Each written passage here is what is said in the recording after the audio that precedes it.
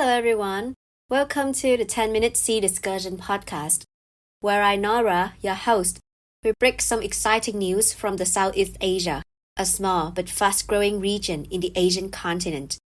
Now, let's stream into our first episode, Vietnam, no foreign loan for North-South Express Railway. Vietnam, the seventh member of the ASEAN Association, is well known for its resilience in war, persistence in economic development, and also great potential in tourism. After gaining full independence in 1975, trading activities have been vibrant, transitioning the whole country from the post-war recovery to an open and thriving economy. As the country is now stepping into the era of transformation and global integration, not only the big cities, namely Hanoi, the capital city, and Ho Chi Minh City, but also others are expecting to play key roles, helping Vietnam settle at a more desirable position in the World Economic Ranking chart. With that said, cross-region commerce has been strongly promoted, aiming to distribute equal growth to all the major domestic regions. Subsequently, to back this long-term plan, it's necessary to have a diverse choice of transportation, being able to send goods and services swiftly and timely to different provinces. For the time being, the old-age National North-South Rail Line and the Cross-Nation Expressway, which faces high volume of vehicles daily, are the mere options available for merchants. Besides, the growing trend in domestic travel has put major airports in Vietnam being overloaded, urging for an alternative to ease the current tension on the traffic system nationwide.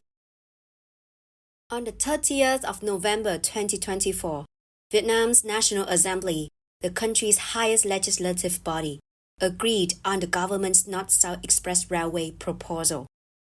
The train will run 1,541 kilometers through 20 major provinces and cities along the country's length, setting off at Ngọc Hồi Station in Hanoi and ending at Thủ Thiêm Station in Ho Chi Minh City.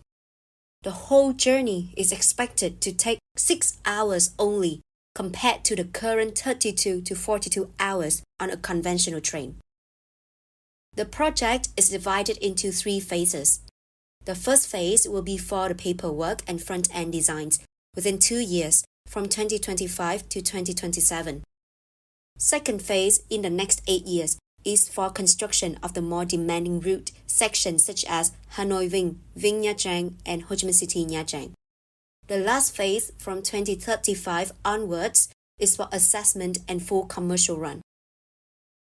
This project is deemed to be a changing game in the country's great investment in upgrading its transportation and also an indispensable means of commuting for the locals.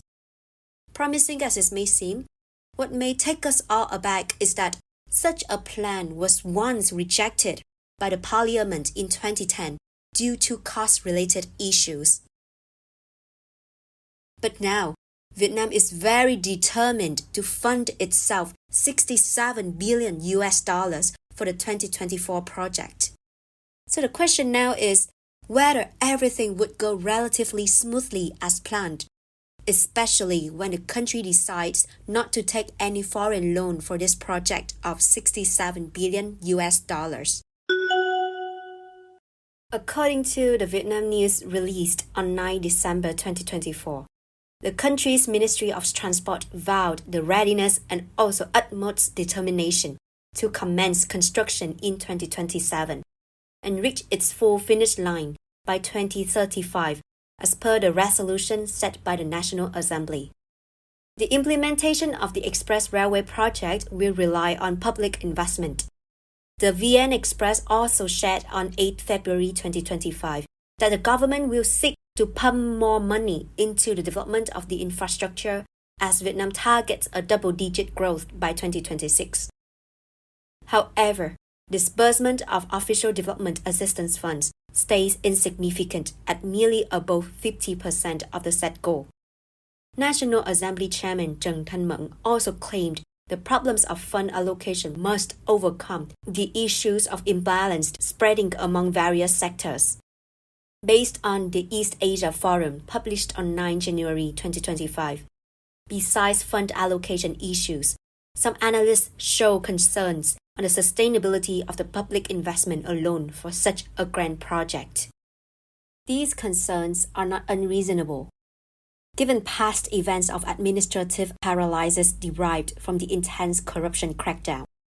Simultaneously, further potential complications from newly assigned General Secretary Do Lam's plan to merge and also eliminate certain party and state agencies can be considered as the major challenges which may delay the project's progress. Though obstacles are unavoidable, it doesn't mean that there is no evidence that a country cannot support itself. In fact, Vietnam can proudly cite the $13.38 billion Long Thanh Airport project, which is on track and to be completed 1 year ahead of its set date, as a success story in independent approach to infrastructure construction. The state-owned Airports Corporation of Vietnam is the sole investor of this promising airport, potentially serving as the nation's largest air hub.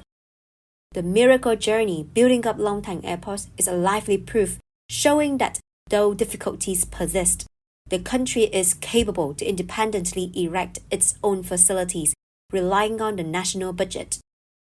Regarding the North-South Express Rail Line project, the door for foreign assistance is still planned to be opened when needed, but it should be with some provisions in place to prevent ceding the national autonomy.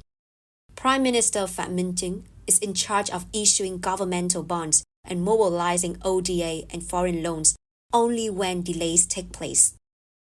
In all cases, any international bids must include commitments to technology transfer, labor training to guarantee accurate operations, maintenance, and long-run management belonging to the Vietnamese. Deputy Minister of Transport Nguyễn Giang Huy responded to the Tuổi Trẻ News that currently, based on the pre-feasibility report of this project, has displayed a lack of experienced local contractors in high-speed trains. But if international contractors are permitted to be involved, they will need to employ local products and services. In recent years, aiming to strive to become a high-income nation in 2045, the Vietnamese Communist Party identifies the project as a leverage. Additionally, the expected profits coming from the high-speed rail is clearly evident, promisingly adding a 0.97% of the national GDP growth. Also, the nation now stands at the highest ranking in the ASEAN region regarding the enormous GDP spending of 6% on infrastructure development. In the scenario that the cross-nation high-speed rail arrives at its destined finish line on time, Vietnam's experience in self-funding infrastructure projects can pose more influence on Mekong sub-region in facilitating a cross-Mekong connection and also open up a new era of development in ASEAN. Vietnam's bold decision to independently fund the North-South Express Railway is really admirable and outstanding. It also reflects the nation's ambition to reshape the country's public transportation landscape. While infrastructure projects like this may not yield immediate profits, they play a crucial role in stimulating economic growth, enhancing connectivity, and supporting various industries.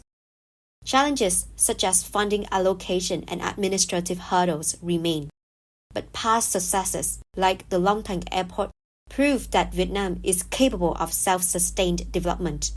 If executed successfully, this project could not only transform domestic travel, but also position Vietnam among other growing leaders in infrastructure development within the ASEAN region.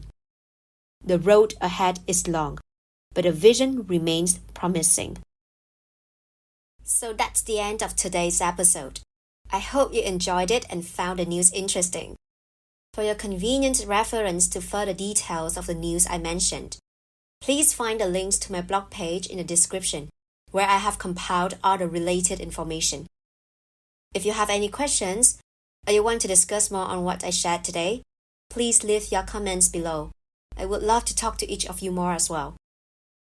You can search for more episodes of this 10-minute C discussion podcast on Apple Podcasts, Spotify, YouTube Podcasts, and my own blog page. Thank you for listening to today's episode all the way to the end. And I hope to see you again in my next episode of 10-Minute C Discussion, which will be released soon. Once again, this is Nora, your host. Thank you so much and goodbye.